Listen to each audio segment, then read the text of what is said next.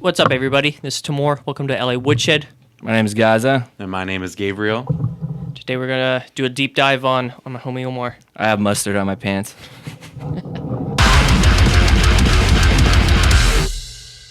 Cool. All right.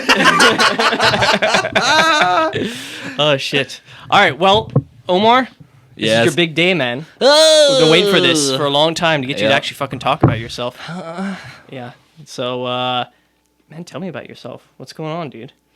Oh, dude, I had the worst day. I'm just kidding. No, I want to hear your background, dude. Yeah. I mean, you guys are going to have to ask questions because I don't really know even where to start. Let's I mean, start and my at the beginning. origin story is not as exciting as the two of yours that I've learned, over the last two sessions. Well, let's start at the beginning. Where were you born? So I was born, like I said, it's not that interesting, dude. I was born and raised in Los Angeles, right? That's pretty interesting. I grew up in Westchester, a little bit in El Segundo, and I now live in the South Bay. I have lived here my entire life, excluding I've kind of mentioned this, but like going to Pakistan and stuff like that. Definitely spent a good chunk of my childhood over there. But yeah, man, I mean, that's pretty much it. I'm like an LA native. I'm a local, for How do you sure. feel about that? Because I hear hints of disgust in your voice when you say No, that. not at all. No, I'm proud of that. Yeah, for sure. I mean, I have my feelings about LA, but being from here, I'm proud of that, Yeah.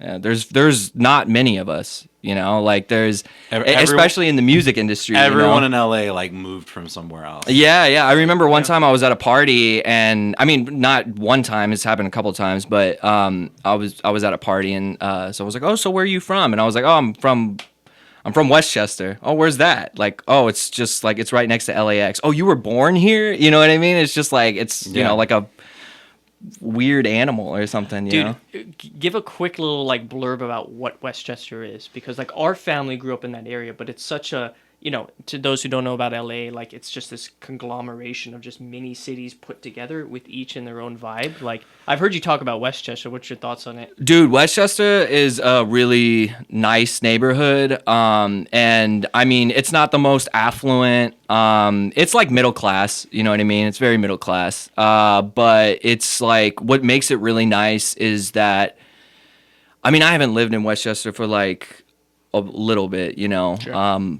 Dude, actually, I did the math, 11 years or 12 years. Since you lived in Westchester? Yeah. Or maybe since I've been on the west side. Anyway, what makes Westchester really nice is that it's very quiet. And it's kind of like this hidden jewel within Los Angeles, and people it doesn't get a lot of traffic, and so me and my friends, dude, when we were high school and stuff, we'd sneak out at night and walk around, and it was just this very surreal. It definitely informed a lot of my creativity, for sure. Yeah. I mean, not to get into that, but it definitely for sure impacted the vibe that I like in music, and just those dark nights, those quiet nights walking around, it's just It's very LA suburbia.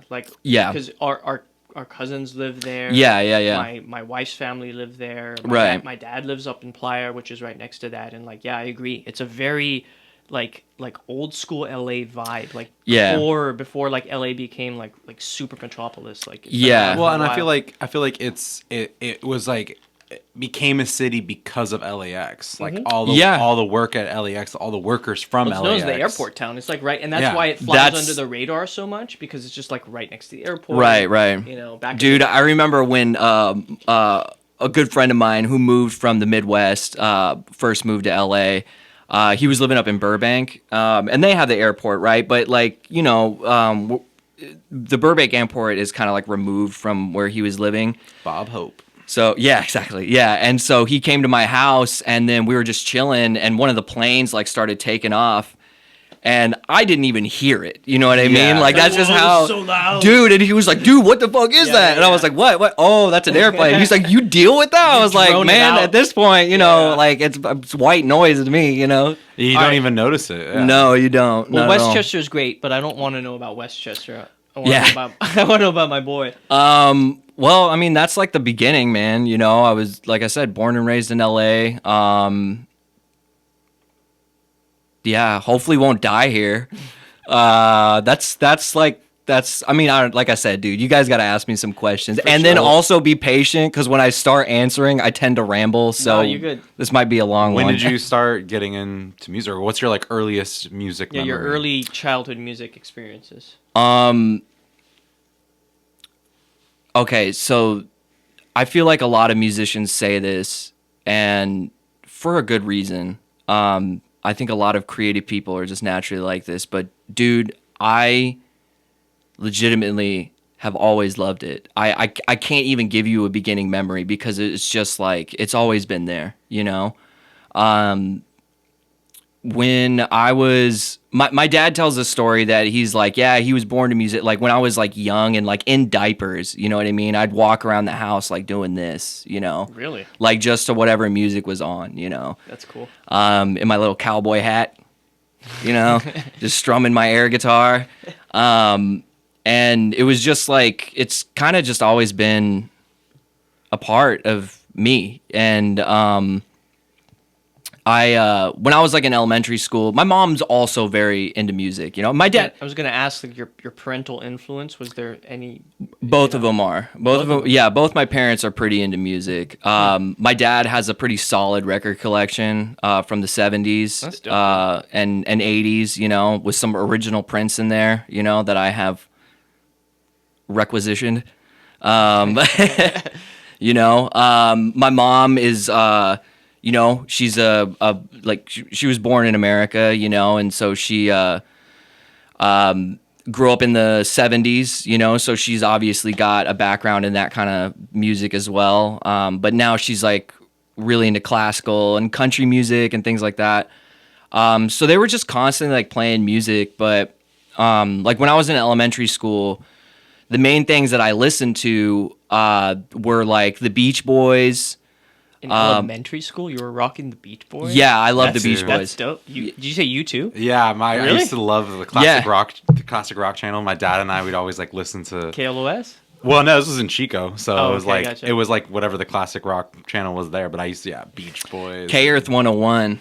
That was the K Earth 101 Los Angeles. You know, like that was. My auntie used to put that on. That was my mom would just play that all the time. You know, Is that just like pop or? Like... No, it's like oldies. You know, Okay. So in the '90s, oldies oldies channel. was '60s. You know, and now oldies is '90s. 90s, yeah. But yeah, you know, so it was like the Beach Boys. I have like the Beach Boys' greatest hits on cassette. Elvis Presley. Elvis Presley was my fucking guy in elementary school. I wanted to be Elvis Presley, you know. Did you have any sort of hair? No. Any Beach Boy hair? No, I'm I trying to didn't. think of like I'm trying to picture little Omar. Yeah, Growing up with fucking Beach Boys and Elvis. A fucking nerd, you know what I mean? Like just very uncool. And yeah, so it was like the Beach Boys, Elvis Presley, and like fucking Smooth by Santana. Those were my jams. Yeah. You know what I mean? Those were my jams. You know what I mean? Like, and that's like where I got started. You know, and So what was the first musical instrument that you played? Oh, okay, yeah. So the first musical instrument I ever played was the piano. Yeah. It was the piano. I started taking the piano in the 3rd grade. Which I learned that about him maybe like 6 months ago. I walked into his studio one time and he's just crushing it on piano. And I'm like, what the fuck, dude? I didn't know you played piano. He's like, oh yeah, it was the first instrument I started at. And he's like legit really, really good. You can tell that I'm not good with compliments because I'm like fidgeting and I'm like about to hit my babe. You know what I mean? My goal is to drop as many in one 40-minute period as possible. But no, that's cool, man. So like what kind of, like you took piano lessons or what kind of music? So I took piano. Was this privately or through school? It was privately. Yeah, so Mrs. Whitmer, you know, God rest her soul. She was my piano teacher. And the way I got into that is because I have, like I said, dude, and this is not an exaggeration, I have always wanted to play guitar. Like, always. For as long as I fucking remember. I've been begging my parents to let me play guitar, right? My dad actually bought me a guitar when I was in the 2nd grade, the Jackson that I own. You know, he bought me that, and it sat in a closet for You've years. had that guitar that long? Yeah, That's insane. That guitar is older than you are. It is, bro. Yeah, it is. yeah. And I don't know if I have anything that I've had since the 2nd grade. Yeah. that I still have to this day. Like, Yeah. crazy. He took me to the Guitar Center in Lawndale, this one over here, and I wanted the to. one by his house. I live right there. Yeah. Yeah. I don't see that moving. I just want to double check. Okay, it is. All right. Got it. Sorry, just double checking. Is it good? Yeah. It's good. Yeah, so he took me to the Guitar Center in Lawndale. I wanted a black guitar, you know, because That was all you cared about? black is, Color. and that's the other thing. Black has always been my favorite color. Like, this is like predates any sort of edgy edgelord bullshit. Do not touch this. Jesus Christ.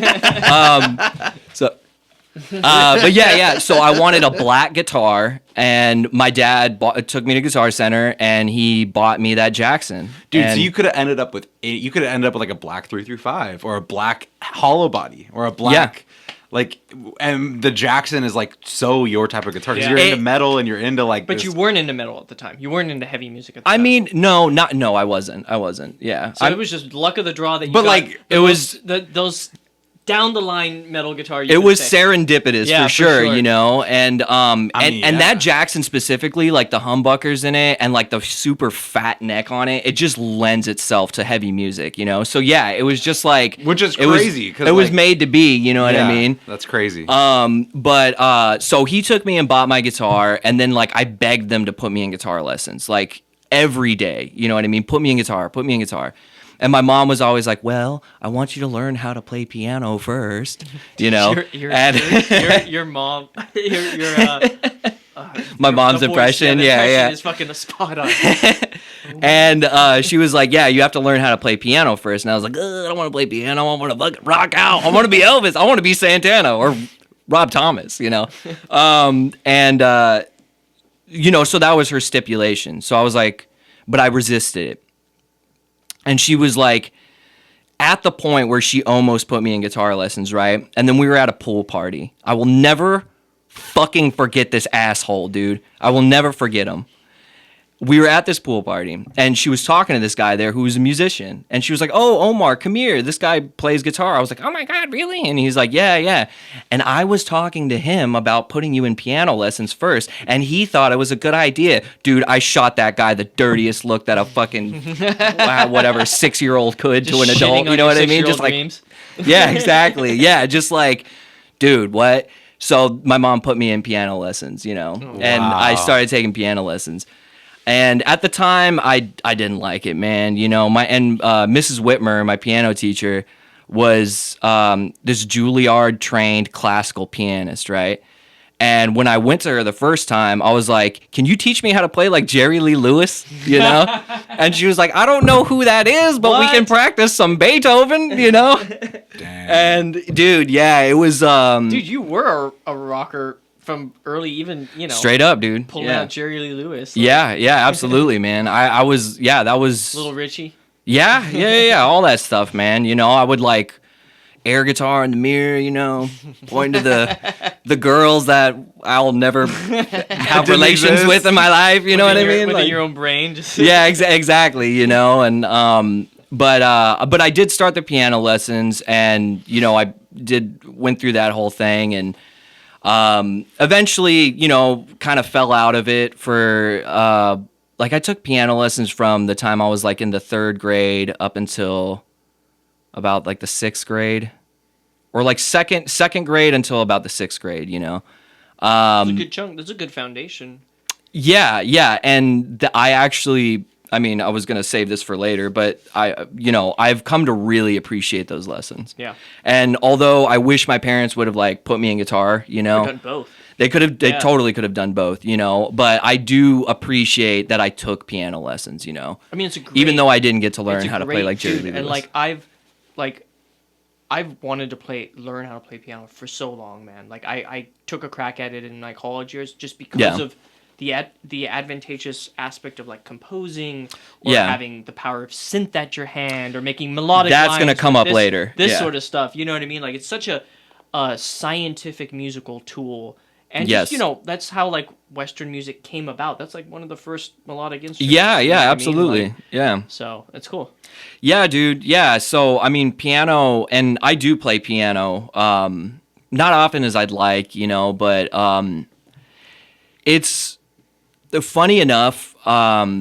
It's the instrument that I play to kind of like relax, like when I don't want to feel like I'm working, like when I play guitar, it's like, okay, like fucking how many songs can I rip through? You know what I mean? Like, let me do some scales, like let me practice my arpeggios or whatever, you know what I mean? And then like, but with piano, it's like I sometimes like, when I first opened the studio, Dungeon by the Sea, El Segundo, California, come through to get your record, dude. When I first opened the studio, I had this window you've opened it in the mixing room, the main room that I work out of, with all the colored lights and stuff. There was a window there that I would open, and I would literally just stare out the window and like play piano, and it's just a relaxing thing to do. So I'm glad that I have that skill in my bag or So whatever. when did you transition over to the guitar? Okay, so I transitioned from piano to guitar. I stopped taking piano lessons for like a year or two, maybe. And at that point, I was like, okay, well, I served my time. You know what I mean? I've done it. I've done my community service. Can I please take guitar lessons? And my parents were just like, I don't know, blah, blah, blah. Like, and then one Christmas, there's like this little box, right? And I start opening it, and I open it up, and there's a guitar strap in there, had like these tribal claw things with like the yin yang sign on it, Do you still have it? Perfect for, no, I don't. Oh. Perfect for, The Jackson. just like a young rocker, and so, I opened that up and I'm like, oh, it's a guitar strap. Oh, this is so cool, and there's like skull picks in there, you know what I mean? And then at the bottom is like, I open it up and it's like an enrollment sheet or something for Delian Music. I don't know if you... Sounds familiar. Where is it at? Delian, it was a very small music shop that did lessons in the store, What city? In Westchester? It was originally in Culver City and they moved to Inglewood. So it was, it was in Culver City. It moved to Inglewood. But they had the like enrollment slip in there, and I was like, oh my god, fucking guitar, you know what I mean? Oh my god, I went and grabbed my guitar, and just the whole day was just like blam blam, not knowing what I was doing, but just like running around the house, just so excited, dude. That was the first ever dream come true moment that I've had in my life. You know what I mean? Like, that was such, even now, dude, like I'm thinking about it. It was just like, man, that like, What a great day to do it on too. I mean, yeah. Christmas, like, yeah, that's dude. awesome. The ultimate Christmas present. Way to sell it. yeah. It was incredible. So, and I started music lessons like 2 weeks after that. You know what I mean? Started guitar. And my first lesson was with this guy. I forgot his name. I can't, because he was a substitute, because my guitar teacher that I got assigned to was like out that day or whatever. And so, I get together with him. He's like this Swedish guy, I think, looked like the guy from Metalocalypse, kind of. And he was teaching me "Smoke on the Water." That was the first song I ever learned. "Smoke on the Water." Always that song. I've given that lesson Me to too. many a beginner. I hate that song right now. Oh, dude. I had to teach it so many times. Yeah. And so he taught me on the high E string. You know what I mean? So Interesting. me. Oh, You know? high E string. Okay. Yeah, exactly. And I think it was just to get my Fingers on the hand neck, used to, yeah. you know what I mean? And so, and that was it. It was like a half an hour lesson. All right, see ya. I went home and I was like, I really like that guy. Like, I want him to be my teacher, And so my mom called the place and they were like, oh, sorry, he was really just a substitute. He comes in like once every few months. But Solomon, you're really gonna like, I promise, Doesn't sound like Solomon was. No, actually. So okay. I go in the next time and I meet Solomon, and he's, I think he's got like, I think he either had like his acid bath shirt on or like, Oh, okay. you know what I mean? All right. Dude, so this was a fork in the road of Yeah. Omar's development. Yeah, and oh, okay, this is a great time to man, I should have mentioned this a second ago. Prior to this, so this is like 14? No, 13, because a year after I started taking guitar lessons, Dimebag died. So this was 13. A year before, and I was in the 7th grade.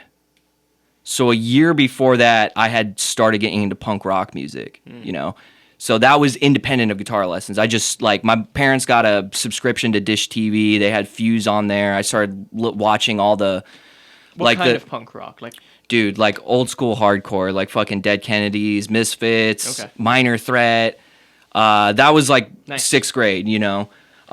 Great Was it- genre to get into. Wasn't your mom like evangelical Christian or something? She was not evangelical, but she was very Christian, you know? But so like your mom was just cool with you listening to the Dead Kennedys and Well, Misfits okay, and stuff? so oh man, it seems like I have Misfits is an interesting choice. But I have the best. A lot of them were burned CDs that I got from older kids, but a few of them were CDs that I bought from Borders bookstore. I don't know, you know. Yeah. Rest in peace. And then I just like go home and like stash them, like legit, like we talked about like last time. It was like porn. You know what I mean? It was like I would legit stash them under my bed and stuff. You know, like I'd lift up my mattress and like put them underneath. You know what I mean?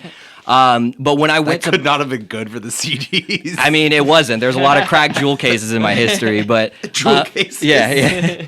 But right, that's what they're called, jewel cases.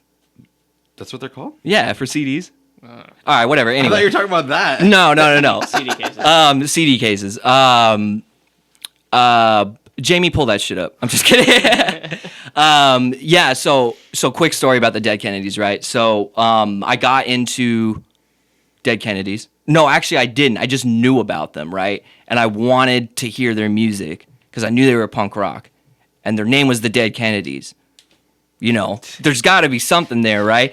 So I go to Borders. Oh my God, I'll never forget this. I go to Borders, the one that used to be on Torrance Boulevard and Hawthorne. Yeah. You know exactly which one I'm talking about. So I go to the CD section. It's like the only one that's still around, right? No, it's gone. Now too. it's like a Zales or like a Robbins Bros or something like that. But I go to the CD section and I'm like pawing through, and I'm going through the same Dead Kennedy section that I've gone through 100 times already at the Westchester Borders, but didn't ever have the cojones to like actually buy something, you know? So I pick up Fresh Fruit for the Rotting Vegetables, right? Unbeknownst to me, they're also their debut album, you know? So that was cool. I pick it up, I start walking to the register, I turn around, I put it back. I'm like, you know, so I go back, I pick it up, start walking, turn around, freak out, go back, put it back, right? Because you were afraid of your parents. I was afraid of what my Okay. parents was gonna say, and also because I also grew up religious, like I'm a Muslim and all that, you know what I mean? And I have my own relationship with that, you know. But like back then, I would say, you know, my mom was very hardcore and liked to dole out the Catholic guilt, you know what I mean? So in the back of my head, I was always like, oh my God, like I'm gonna go to hell, you know what I mean? So that was my two worries were pissing off my parents and pissing off God. You know what I mean? So Well, who were you more afraid of? my parents. Short term, at least. Yeah. Look, God can send me to hell, but my parents can ground me from my Xbox, you know? So I remember on the third and final attempt, right? I picked up the CD and I closed my eyes and I was like, God, I promise if this is anything like bad against you or like the world, I won't buy it. I'll return it. I promise I'll return it. And so I walked up to the register, I put it down, you know, and I'm like peering over the counter. And the chick behind the counter is like, oh, Dead Kennedy's nice. I was like, yeah? And she's like, yeah. They like talk about like the AIDS crisis in Africa, and they're like constantly talking about social justice issues and like blah, blah, blah, like, you know, words that were like way above my head, but like they were good guys, it seemed like. They were good musicians, you know, they spoke for something. So I was like, all right, I'll take it. You know what I mean? That's good enough for me. You know what I mean? So I take it, I put it in my jacket, you know what I mean? And go home and like put it, actually funny enough, in my Xbox, because that was my CD player at the time. And then like track one, dude, press play, like efficiency and progress is ours once some more. And that was just the end, dude. That was it, right? Transition onto the That was heavy music rail and just that was it, dude. That was me going from the Beach Boys and Elvis Presley and like Switchfoot, you know what I mean, and Chevelle, you know, because like Fuse TV, right? It just sent me into that world. And after that, it was Minor Threat, Misfits, 7 Seconds, Husker Du, you know what I mean, like Black Flag, you know, like. Can you put into words when you first heard that type of music? What was it? Because I still remember, you know, when we talked on my episode, like hearing, for me, it was Slipknot for the first time, and Rage Against the Machine. That, like, what was it about that experience that like made you gravitate towards that type of music? So without getting into like too much detail, you know, everyone's got a family history, right? You know, I think at that time, and also, you know, not to sound like a weirdo, but I'll put it this way. I've always been a sensitive kid. And both in my like personal life and my social life or my worldview, you know what I mean? So things like social issues and like people being good to each other or injustices, this is going to sound ridiculous, but it's always had a place in my mind, you know, even as a young kid, you know, like I can't describe it, you know, but like it's just been a part of me, right? So when I heard music that had that kind of message, right? It wasn't just like, I'm all shook up, you know what I mean? I want to hold your hand. Girls in cars. You know what I mean? Like, it had substance to it, you know what I mean? Yeah. And in some cases, substance abuse issues, but I'm just kidding. But, you know, it had like a message to it, you know what I mean? Just the depth of that music? Just the depth of it. And, but not just that, also the energy behind it. I had never heard anything like that in my life. It just changed the game, you know? So it was a music with a message. It was music that was aggressive. It was a music that was angry. And that was just the perfect combination for me at that time. It just lit the powder keg, you know? Did it match your energy at all at that time? Like, did it awaken something where you're like, oh, like this is, like that's, you know, oftentimes like it resonates internally with you. Did you have that energy and you're like, oh shit, this just matches me? Or was it just more like the substance of the music itself? It was mainly just the substance, you know, like I really didn't get rowdy until like my later years, you know, but I remember I was, so I don't know if you guys know this about me, but I was in the Boy Scouts. I think I remember that. I didn't know that. Yeah, I was in the Boy Scouts and I was the only kid in the Boy Scout troop bumping Dead Kennedys, you know? And I remember this one kid was like, oh my God, they have a song called Kill the Poor. And I was like, yeah, but it's actually like a political take on this current economic situation and how like you know what I mean? Like started going off on this thing. But yeah, it was just like, it just right place at the right time, you know? And a year after that, I started taking guitar lessons and that's when I met Solomon, right? Walk in there, he's wearing an acid bath shirt, you know, or something like that. And I was like, oh, yeah, okay, so the other guy taught me Smoke on the Water. He's like, okay, play it for me. Me. And he's like, what the hell is that? You know, and he turns up his amp and he's like, this is how you play it. You know, like full. And I was just like, dude, teach me how to do that. You know? And that's what he did. You know, he taught me how to do that. And I don't know if I should like say this now or later or whatever, but like Solomon became a very good friend of mine. Like we went from like a student teacher kind of relationship to like actually making music together and hanging out. And he was,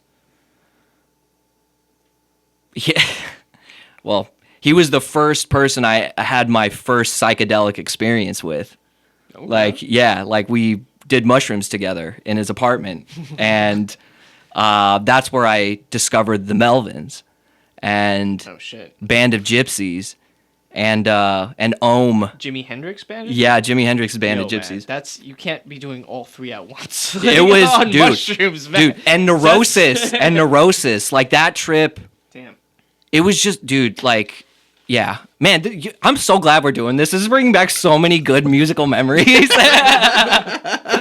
Well, Before we jump, what are mushrooms like? Like, I've never done them. Oh man, I mean, mushrooms are. I don't want to get this twisted, right? Because there's a lot of like heads out there that'll be like, "Oh my God," they're like, it's like God or whatever. And sure, but it's like it's for sure a drug, right? But it like, someone once said that you can feel the world breathing, and that's how it feels like. It feels like you're very much like kind of moving with the earth's vibrations, Yeah, there's a pulse to it for sure. Yeah, there's a pulse to it, but music is playing it, listening to it, it's just on another level, Like, I mean, I've discovered a lot of really good music on it. I've fallen deeper in love with music that I really like on it, It's just a cool experience, Psychedelics are always so difficult to explain to somebody who's like never done it. It is kind of weird to explain, yeah. It's so experiential, and it's like it's like your mind, your mind exists in a different way than it did before. That's the only way you can describe it. And to someone who's not, it's like trying to explain what a color is to somebody who's colorblind. Right. How do you do that? Yeah. So explain how you get from being like a student of Solomon's to doing shrooms with him. Sure. So it definitely helped that when I walked in, or like after a few lessons, I was like, "Do you know who the Dead Kennedys are?" And that's like, a young kid asking us like now, like, "Oh, do you guys know who like Creed or the Foo Fighters are?" Like, "Oh, have you heard of this band, the Foo Fighters?" It's like, "Yeah, of course I fucking heard." You know what I mean? I'm trying to watch my F-bomb. Sorry about that. Sorry, Mom. But she's not watching. My mom is always watching. No, but it's like, so that helped, right? So immediately we had like a connection because he really liked the Dead Kennedys and actually turned me on and gave me copies of some of their other records. He also introduced me to Jello Biafra's like solo career. So there was already a chemistry there. But what was interesting is that this is where things were not as good as they should have been, right? Is that I don't know music theory. I don't know how to read music. I don't know theory. I know... Even now. I know my cowboy chords. I know how to figure something out by ear. He was very good at training my ear. Yeah. I like to think that I have a pretty good ear. Yeah, Thank you. But... music theory, I mean, he tried within the first few lessons and then just kind of resorted to teaching me songs, And that's how I learned how to play guitar, was just learning other people's songs, like, oh, this is how you play Paranoid. This is how you play, Hit the Lights, you know what I mean? Like, it's just, that's kind of what happened, So that kind of gets boring after a while, you know what I mean? It's just like coming in and, okay, what song do you want to learn this week? And, we'd spend 2 lessons learning a song and then move on to the next one. So you never like thought to be like, hey, let's try music theory again? Or no, because I was young, and like I had heard about theory but I had...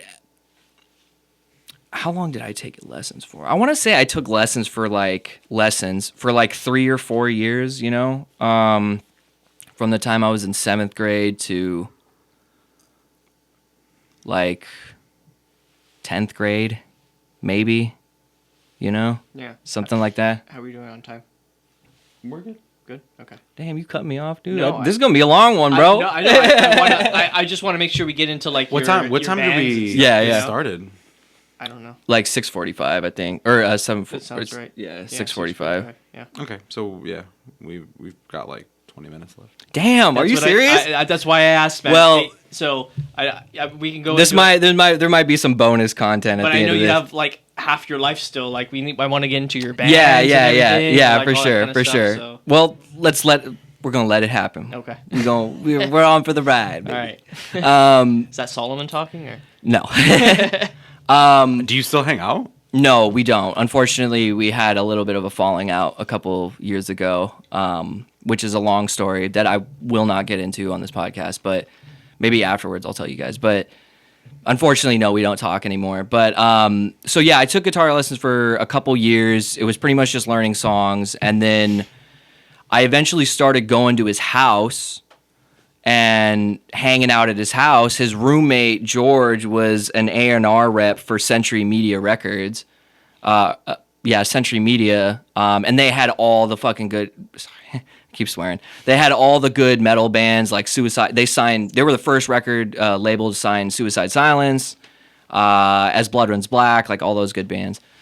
And yeah, it was just a cool place to be, right? And we just started making music. Like it went from like my mom paying him. Oh, you and Solomon? So he was like the first band that you got involved with? No, he wasn't the first band. Dude, within like 3 months of playing guitar, I was in my first band, playing Brain Stew, to a bunch of 6th grade middle schoolers, you know what I mean? And that was a lot of fun. But he was the first person I would say that like I wrote mature music with, that was like, and I was still at this point like 16 years old, and we were writing like progressive death metal and very like experimental psychedelic music, and so that was like my whole teenage years, So you stopped having to pay and you would just hang out? Eventually, yeah, we would just hang out, and so it was around like, because I started when I was, so I think I took like legit lessons for like 2 years maybe, and then around 16 I started hanging out with him and we would just jam, and whatever. And then also like, so while that's going on, I'm also starting to form my own bands on the side, right? So there was like a couple hardcore bands. I had that Mushroom Trip that I just told you guys about. That's when I first heard the Melvins. And when I first heard the Melvins, man, that was like, I know what I want to do with my musical life, career. I want to play this kind of music, And that's what introduced me to like Sludge and stuff, Next thing you know, I Hate God and all that. So I'm like playing in hardcore bands. I'm playing in some like psychedelic stuff and a deathcore band. That was my main band throughout high school. And just kind of went from there. We haven't even got to college yet. What high school did you go to? That's a long story. I graduated from Arena High School in El Segundo. Yeah, I'm going to leave it at that. I like how he put graduated. There's a story. Yeah. There's some stories in there. I graduated from Arena High School in El Segundo. Where did you start high school? I started high school. Is this another Gabe story or? It's a story. It's a long story. It's a long story. Yeah. I really want to hear more, especially. Yeah, you want to get into music, the bands and your music as it started to blossom, and like tell us, I guess, you're most as an adult and now starting to really throw your back into music. Like what, I guess the top highlights of your experience. Dude, we haven't even got to the synthesizers and electronic music. I know, bro. Yet. I'm trying to keep it on the track here, man. Well, talk about college. Okay, yeah, all right. I'm going to try to make this as cohesive as possible. But like I said, this might be a little longer of an episode. For sure. So, so went through high school. I discovered like sludge metal, which would become my primary genre for the next decade. Black metal and, that kind of stuff, right? But then I hit college, and that was like a whole other psychedelic experience, you know what I mean? And the summer going from high school into college, I used to have a lockout with a buddy of mine. It was actually our band's lockout, and then it just became our lockout. And we would do like 4-hour jams in there, just like continuous, like not stopping playing music, like legit 4 hours long. Where was the lockout? It was in Torrance. Oh, okay. Yeah, it was in Torrance. Right next to the McDonald's on Crenshaw and Sky Park. Yeah. And while we were jamming, one of us would run to McDonald's, and while the other one was still like noodling, we'd come back and we'd pick it up again, you know. But there was a dude in that building. There was two dudes. One was Rob, who's a South Bay local, and then another dude, Teo. And Teo was like an aspiring electronic producer. And up to that point, it was like, dude, fucking electronic music's whack. It's fucking computer music, dude, you know? And then he gave me a like a little booklet, CD booklet, and in there was Fabric Live 37, Caspa and Rusko. And I put that thing on. I put that thing on. Caspa and Rusko are two of the original dubstep DJs from like the early 2000s. And this was like the first incarnation of dubstep, right? And that changed my world, right? You know? And that introduced me to electronic music, which would become a huge, and currently is a huge part of my musical life, you know? So I didn't want to skip out on that, because that's like part of who I am right now. And it started with dubstep, you know? And from there, it got into house and all that kind of stuff. And yeah. So, sorry, I just needed to include that. No, for sure. Yeah. It's a lot. It's a lot of stuff. Yeah. So, you graduated from Arena High School. Yes, I graduated from Arena High School. Did you go straight to college, or? I did. So, I went from Arena High School into SMC, and I went to SMC for... What year did you graduate? High school? Mm-hmm. 2009. Yeah. Yeah. 09, baby. 09. Class of 09. Classless of 09. Yeah. So, don't ask me what year I graduated college.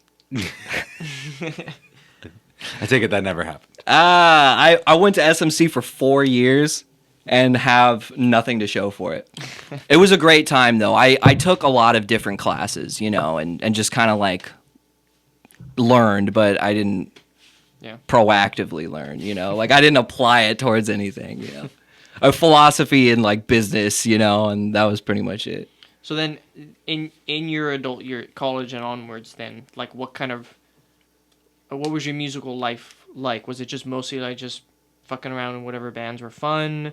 I mean, I know me and you worked for the same music academy for a little bit too. Yes, yeah. So you took a crack at like that area of like professionalism, like. And then also you run a studio now. Like yeah, I was gonna say, what's the origin of? Dude, you guys gonna have to like help me on this, you know, because like I'll talk forever about meaningless things, but all right, I guess let's get to Dungeon by the Sea. How did that start? Well, in order to get to Dungeon by the Sea, you have to go back to my mentor Bill, and in order to go to my mentor Bill, you have to go back to the music academy. I mean, we could skip over that. Yeah, so in a nutshell, me and him worked for a music academy. Yes, yeah. We met Bill, who was a guitarist for the owner's band, and then...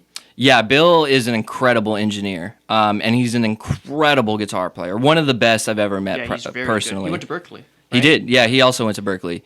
And he's a very talented recording and mixing engineer. And so I was working for this music academy, and... So did you work there longer than he did? Skip it. Huh? Did you work there longer than he did? Probably not. No. You joined there later, though. I did. I joined after you had left. I left, though. Yeah. And so, yeah. Yeah. So I worked there for, I don't know, like a year and a half, maybe 2 years, but I don't think. Right. Yeah. And you're just like teaching private lessons? No, I didn't teach. Management side. Yeah, I was on, like, I was running this dude's business for him. You know what I mean? Essentially. And like, and it was two things. It was the music academy and it was the concert promotion company. And so after I had decided to leave that situation, right, I had talked to the owner about pursuing like engineering and stuff, because I had gotten together with some friends and like I had always like recorded my own stuff. I recorded multiple projects that I was involved in, and recently had started recording my friend Brandon, who is now in hauntology, his very first incarnation of hip hop, because he was a hardcore dude and eventually switched to hip hop. So he came over one day and was like, hey man, you know, Dan told me that like you kind of record a little bit. Like, is it cool if I come through and record? Yeah, sure, you know. So I started doing that. And he's like, dude, you're really good at this. Like, you should do this as a career. And I was like, wait, what? I was like, what do you mean? It's like, yeah, you can do this as a job. I was like, nah, no way. And then I was like, oh yeah, Dan, or bleep that name out, please. Bill. No. The owner of the Music Academy.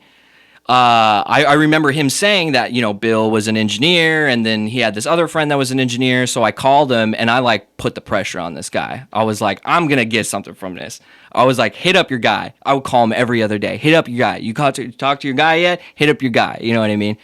So eventually he put me in touch with Bill, and Bill was like, yeah, man, just come down. You know, I'm doing a session at Jim Henson's studio. So come on down. I was like, all right, cool, you know. So I roll up there. I got to get a parking pass and all this stuff. And I'm like 22 years old, you know what I mean? Like, Jim Henson, the Muppet guy? Yeah, the Muppet guy. It used to be Herb Alpert's studio. Then Henson bought it out. Yeah. Oh, it's on like Sunset and La Brea or something. Are you punking me or? I'm not. Not at all. Yeah. Dude, Gotcha. Slayer was there when we were recording. Oh, Yeah, it's a really nice didn't know that. studio. Okay, cool. Yeah. So he was like, yeah, come up. And, you know, like I said, I'm like 22, 23 at this time, you know, and That's cool. just totally stoked on the world, you know, and I get in there and it's like you press a button and these double pane doors open and it's like the fucking Death Star, you know. Dude, I'm so sorry about the swearing. I do it when I get very excited, you know. It's like a dog that pees everywhere, you know. I'm just you know, I'm in the moment. But so, and that was my first taste of like a legitimate recording experience. And I ended up interning for Bill for about 3 years after that, you know. And when I eventually left Bill's, I was doing things on my own. I had started recording people on my own at my parents' house, you know, so I had like a little room with all my stuff in it. But then I moved out and I got this job and I kind of like took a rest for about a year, you know, and I wasn't doing anything in music and like trying to get my life together and stuff. I don't, you know, like had a girlfriend and felt like I needed to provide and that whole joke. Because boys, you don't have to do that. You don't. You could totally enjoy your life, you know. But when I eventually did get back into it, I wasn't recording. I didn't immediately go back into recording. I just started playing music, and when I started up a band again, which would eventually become Sundrowner, this band would eventually become Sundrowner. I was getting together with some dudes and they were like, oh, we should record some stuff. And I was like, oh, well, you know, I got some like microphones and stuff. I'll like set it up, you know, and started recording and ended up like mixing our EP. And this was 2019 and, mixed the EP and it got like good reviews, you know, like looking back on it now, it's like, you know, could have done a lot of things differently, but like, you know, it was cool to get like a bunch of props from people, you know, and like people were asking me to record their records and did you enjoy that? Like, cause it's a very different experience than like creating music, playing music. It's the other side of the coin. Is that something like you're super into and were at the time? Yeah, absolutely. I mean, when I was working with Bill, I like really enjoyed it, you know, and it's engineering, recording specifically, right? Like mixing, I think is recording, mixing, mastering. These are three separate arts, right? And the recording aspect I have, especially in my old age, have like really fallen in love with, like microphones and positioning and all that. Jesus Christ, listen to me. Positioning, you know, like all that kind of stuff, right? Like I've really fallen in love with that aspect. But at that time, dude, I loved it all. You know what I mean? And still do. But it was kind of defaulted to me like it kind of has always been, you know, like, oh, well, like I'll do it because I have a little bit of knowledge. Anyway, recorded, mixed it. It got favorable reviews. And at that time, I was doing sales for that company that I was working for. And I hated it. I hated it so much. I felt like I was just taking advantage of people, you know what I mean? And so I quit, with no plan at all, And I was doing like, What year was this? this was 2019. So this was October was 20. recent. Yeah, so we've kind of fast forwarded a little bit. So October 2019, my band releases their EP. It gets a lot of good reviews. People are asking me to record their stuff. I get a noise complaint, my second noise complaint at my apartment. And I was like, I need a studio. You know what I mean? So, like, and I was like, I'm just going to go for this. I'm going to do this. You know what I mean? I think I'm going to try to. So did your dad just have that space? It's at your dad's Yeah, business, right? Yeah, so my dad owns a building, that building. And when I was looking for other places, and at that time, so I was making pretty good money. I had a really good savings, and I was also like doing, this is kind of embarrassing, but I was doing like day trading and stuff, right? So I had a pretty solid amount of cash to invest. And I was looking at like places to rent, I was looking all over. And one day I go to see my dad, and, he's in the building, and I'm just kind of like walking around, and, my sister and I and our friends, little friends and stuff, we would run throughout the building when we were kids, and all that. So I was kind of just exploring some of the rooms, and I go into this back room, and it's like, dude, what are you doing with this spot? Like, he's like, oh, nothing, it's just there. And I was like, well, let me rent it from you, So he agreed to rent it out to me. And that was really cool, you know?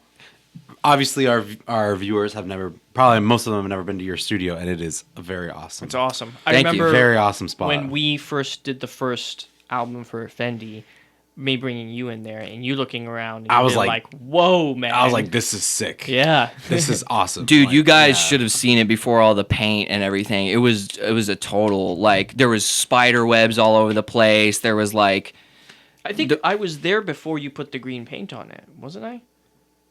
you may have I been. think so. You may yeah, have been. Because I remember Yeah. it being, I loved the very 70s vibe of it. Yeah. You know what I mean? Like, Yeah, it was an office building. You Yeah. know what I mean? And it looked like an office space that hadn't been touched in 20 years, Yeah.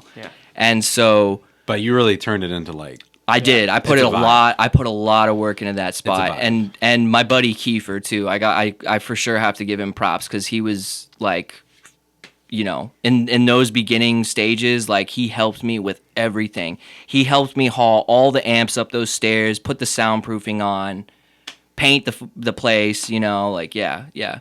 But that's how I came into that. And one thing to hype you up is Sorry, we opened February of 2020. February 1st of 2020. that's the best possible time. to Yeah, open. yeah. dude, that's crazy. I didn't know Yeah. it was going on that early because I met you in like 2021 or something like that, and we just Yeah. started chatting it up and everything. But one thing I really like about, and anybody who's into recording, like hit them up because it's I've had great experiences with it over the last couple of years. But one thing I like about the experience of recording with you is you can see how all of your different musical experience throughout the year have culminated into like a very well-rounded conceptualization of being able to record and everything, right? Like you are a composer, so when I'm bringing songs to you, you know how to provide input on like the compositional aspect, Sure, yeah. but also the studio aspect, or all the fucking like everything. You have a very even from the business perspective, you know what I mean? So Yeah, for sure. I mean, it's like a jack of all trades, master of none, right? Or whatever that saying is. I think it's come from a lot of necessity. It's just not having someone there to do it.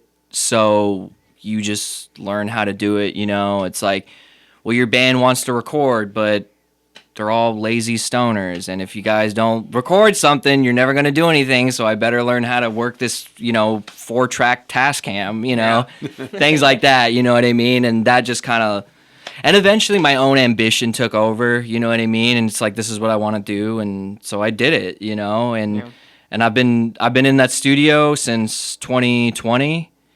So And 5 years. Yeah, 5 years. Yeah. Actually, no, this is February at the time of this recording. It's February, so it's been 5 years. 5 years I've had that place open, And it's been challenging. It's been very hard, but it's been very rewarding, you know. And I've worked with a lot of really cool people. Who are some notable artists? That you Definitely not a Fendi. I can smell it coming off of them too. Yeah, Fendi sucks. Yeah, they do. Like legitimately though, like Yeah, I mean, like who? well, for sure. Like, okay, like, you know, all jokes aside, I have genuinely enjoyed working on the Effendi stuff. I mean, working with you guys has been a lot of fun. You know, I mean, it's the songs are great. You know, you allow me a certain level of creativity as like a producer that I don't necessarily get to do with other projects. You know, so I genuinely do enjoy the Effendi stuff. The other project that comes to mind is Hauntology. So I mentioned my buddy Brandon. How do you spell that? Hauntology. Hauntology. Is that his last name, Han? No, Okay. no. Hauntology is a duo. So it's Brandon and then my other homie Andy. But Brandon is the one who pushed me to go intern with my mentor Bill. So he was there like before I was even, you know, when I was just a twinkle in my mentor's eye. You know what I mean? And we ended up working together many years later, and they're putting out EPs and stuff like that. And so they're a notable project. I did a couple sessions with Abigail Breslin, Little Miss Sunshine. The girl who played Little Miss Sunshine. The little Abigail. nerdy girl? Yeah, Oh, no she's like an actress, you know, and Interesting. She's a musician also? she's a singer. Yeah, and so I did That's cool. I did a couple sessions with her. I at one point in time knew her brother Spencer. We would drink at Ye Old King back when I was drinking. We would drink at Ye Old King's Head in Studio City. Tell me about the name Dungeon by the Sea. Dungeon by the Sea was a joke. That's what I called my apartment when I was living in El Segundo. It was just always dark in there. It's a cool name. I like it. It was always dark in there. It's right by the sea, Dungeon by the Sea. You know, it was really like, I need a name for this place. You know, like, so that's, you know, but it's unique, right? You know, it's like everyone has a studio called The Hit Factory or like, you know what I mean? Like, so it's a little unique, I guess. Real music. Real, yeah. Oh my God. So, but yeah, man, you know, so I do the dungeon and I do all that shit and like, it's been good and I play, you know, I write my own music and I have a couple projects on my, Yeah, you know. I think we're getting that to time, but just to wrap up, if you want to kind of like outline some of your current projects and like what you're undertaking musically. Yeah, sure. So, dude, you guys should have like allotted 2 hours for this because I can ramble forever. But so Sundrowner, I mentioned Sundrowner, right? So that was the band that I recorded that got me a little bit of props and encouragement to start the studio. Sundrowner is I'm still writing music for. It was at one point a band, but it's just my solo recording project. What kind of music is That's like sludge. It started off as like a sludge band, but now I kind of do just a little bit of everything. It's become my outlet for aggressive music. So if I want to do like grindcore or power violence or black metal or sludge or whatever, that's the avenue that I put it out through. I just released a new single called Days Without Sun, Nights Without Fire. It's actually a departure from some of my older music subjects. I used to write a lot about like alcohol and drugs and, you know, like that kind of politics and stuff like that, you know, like very real subjects, you know, that affect everyone. But now I'm kind of leaning more into like a spiritual kind of side of things. So that's my stomach talking. It's getting ready. We're about to do vocals. Yeah. But yeah, so I just released a new single. Actually, I've released another single since then called Ruin. And that's actually a song I did in 2012, and it's a 15-minute ambient piece, like noise drone ambient piece. So there's that, and then there's the Gaza stuff, you know. Which Gabe is hard for. I love that. Gabe's a big fan of the Gaza stuff. When you showed me that, bro, dude, yeah, like just so they know, right? It's like when I showed you the Gaza stuff, you're like, bro, this is so much better than Sunshine. that is what I said. I was like, why isn't this your main band? Dude, and you know what? I really appreciated that honesty. But yeah, I mean, dude, it reminds me of like Anderson .Paak. Like it reminds me of like that kind of vibe, like that, just like, just to those who don't know, I don't know who Anderson .Paak is. Like how, but I know his music. Like how would you describe the music you heard? I mean, so it's like, yeah, it's kind of like EDM, dubstep, electronic music, but it's just really well produced, really intricate on the like production side of things, which really like grabs my ear, and which is also Anderson .Paak is his own producer, and like makes all of his own beats and everything like that. And it's super. And that's what I love about Anderson .Paak is it's super complex and like intricate, and just like there's a lot going on there. And then obviously, I would say the creme de or what is it called? Creme de la creme. The creme de la creme is the lyrics, the words, the thanks, topics. Man. It's super real. It's super like just like relatable on the hits on the head, like exactly. It's not difficult to understand. Dude, thank you, man. It's very like you don't need to be like some sort of linguist to like get what you're saying. It's just straightforward. It's very real, yeah. And it's like rap and kind of like it's sick, bro. It's like an amalgamation. You need to fucking drop that so shit. That's the plan. I was talking you need to get on that, bro. Yeah. I was talking to my homie Brandon, who has been my biggest musical advocate. Like he's very supportive of what I do, and I started writing the Gaza stuff in 2021. I kind of had like a kind of a low moment in my life, you know what I mean? And when I what kind of got me out of that is I started writing this Gaza music, and I'd always wanted to do electronic music. I had always been messing around with synthesizers. Absolutely love synthesizers. That's kind of a part we missed, but at some point in between all the junk that I've been telling you, I fell in love with synths. But I'd always wanted to do it. And in 2021, I started doing it, and I started writing these lyrics, and they're very, very on the nose about mental health stuff and kind of like some personal things, and pulling no punches. It's like, essentially telling you what happened, but it's so very like dark lyrics, either rapped or pseudo sung, or like I call it my Buffalo Bill voice, where it's all like kind of low, you know what I mean? Like, it sound like you, and that kind of thing, pills, yeah, exactly, yeah, and I have a song called Poppin' Pills that's about taking like, that's my favorite one, like psychiatric medications and things like that, but it's sexy. I don't know how you make fucking pharmaceuticals sexy, but but it's so related. Everyone has been through that. Everyone has dealt, especially around the pandemic. Like, you talk to anybody about how they took the pandemic, and it's like my mental health struggle is like something. Yeah. And that's true of me. It's true of you. I'm sure it's true of Tamor. Like, it's just true of everybody. Like, everybody in 2021, 2020, like, was struggling. Imploded at some point or another. Yeah, but and that's why I think that this music is so special, is because like anybody who lived through the pandemic as an adult will relate to it. They'll hear that shit and just be like, yes. That's like, how I feel. You know what I mean? Like I mentioned this guy on the podcast before, or maybe I haven't, but there's a artist that I really, really like called Sun Kill Moon, right? And you could sum up his lyrics as like he's pretty much just singing about his day, right? They're like journal entries, and it's very much about him. But the way he writes it, and some of the things, just the way he writes it, it's like, oh man, that could be, I can relate to that so much, Yeah. And that's how I feel like these songs are. It's like they're very much about my life, and the things that I have gone through.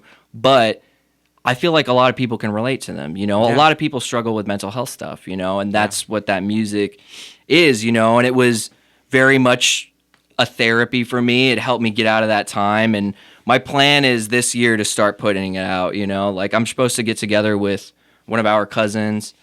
Shout out to Osman. And he's doing it with you. Yeah, he's supposed to take help me take some pictures and like some reels and stuff. And tell me about the name Gaza. So the name Gaza is actually has a dual kind of origin. So there's kind of the obvious. Gaza's been my pen name for a long, long, long time. Before this latest pop off too. Yeah, I mean, I feel like that needs to be acknowledged. That because I don't want to turn this into a political thing, but there's just the situation in the Middle East, right? So that was obviously I mentioned, my background and everything. Gaza was kind of a shout out to that, but I hope this doesn't detract from the meaningfulness of that at all. But there is a Jamaican dancehall artist called I like a lot of different music, and I love reggae and I love dancehall music. There's a dancehall artist, his name is Vibes Cartel, and he goes by 100 different names. And one of them, he for a year went by Gaza, right? And I just loved that name. I thought it was so cool, you know what I mean? And then it had the political connotation to it as well. So I was like, that's my name, And I've always been kind of weird about using my government name, my Christian name, even though I'm not a Christian, name about that kind of stuff. So it was just like a pen name that I thought it had a little bit of meaning to it. It sounded cool, and I was just like, that's Without who I am. Going down the whole political route, did it change after No. this last? No, there's no, No. you're fuck, Nope. Nope. Okay. No. It's who I am. At this point, it's as much as it is about me as it is about anything else that inspired it. I am Gaza. I am Gaza Sindh. That's my full pen name. So. Well, not to just throw this on you, but I thought it may be appropriate for you to play us out. No, I'm not doing that today. No shot? I would have come better prepared. Plus, it's tuned in standard, That's the lamest excuse I heard. It's tuned in the way I've played guitar for so long. All right. Yeah, I'll play you guitar. You could pick any of my. Play some cowboy chords. I'll play something. I'll play something. Which one? Which? Whatever's plugged in, just for Yeah, time's whatever's sake. plugged in. Yeah. Man, I hope you had fun. I did. That Thanks, was- man. yeah. We talked about it. I always feel a little weird No. talking about myself, but so thanks a lot, guys. I really appreciate you guys making No space worries, for man. me and hearing me out and all that. 100%. So No, it was cool. And I'm excited to finally release the Gaza stuff, I can't wait for you guys to see that in its final incarnation. So thanks Yeah, a lot, guys. for Appreciate sure. you. Would you like very heavy drive No, I'll just play some cowboy chords, on clean? Yeah, why not? Let's see. Or actually, cool if I just sit down. That's fine. Actually, okay. Sundrowner is about to release another single, or it's like an EP, and it's a cover I did of Fleetwood Mac's Landslide. I made it heavy and all that stuff. So, in the interest of that, because that's going to be coming out in the next month or so, I'm going to play. Oh shit.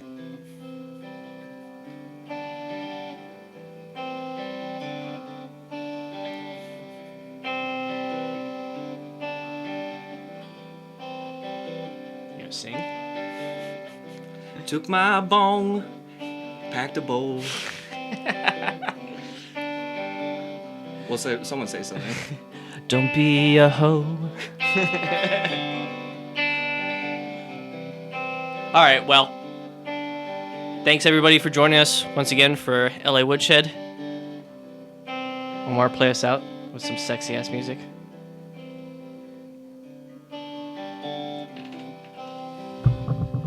Yep. Thanks all.